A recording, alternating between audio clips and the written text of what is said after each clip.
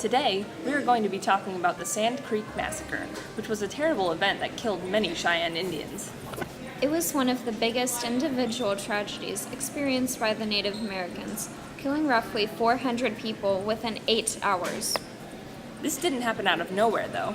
There was a high demand for Indian-owned territories since the original settling of America hundreds of years before. Small militia groups actually formed for the sole purpose of promoting expansion and settlement through any means necessary.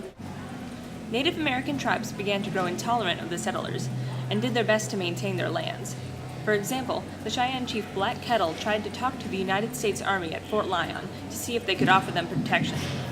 Their lands were already claimed by an 1851 treaty, but they wanted to ensure that their relations with the Army were peaceful.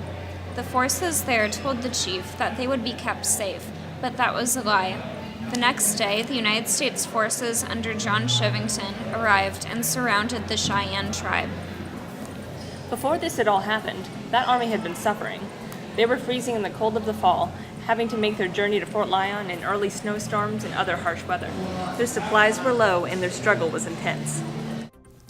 The U.S. militia group that surrounded the tribe called themselves the Colorado Volunteers. When they surrounded them, Black Kettle hung an American flag in the air as a symbol of friendship. However, this did not faze their commander, and he sent them into the tribe, telling them to kill and scalp, big or little. The brutality was extreme. Dozens of scalpings occurred, and anyone who pleaded for mercy or tried to escape was murdered. In just 8 hours, 400 Indians, mostly women and children, were killed. The other 400 in the tribe somehow managed to escape and tell nearby tribes of the horrible experience. When they heard of the news, the Sioux tribe sent their troops, led by an Indian named Red Cloud, after a nearby U.S. Army group in a rage. The 80 men of that Army group, led by William J. Fetterman, was entirely wiped out, and not in a pretty way.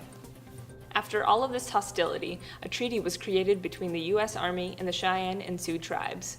The Treaty of Laramie was renewed, guaranteeing the Cheyenne and Sioux tribes large plots of land. The treaty prevented hostile conflict for a short period of time, but in the end, the fight between the Native Americans and the United States forces would continue, violent or not. Thank you for watching.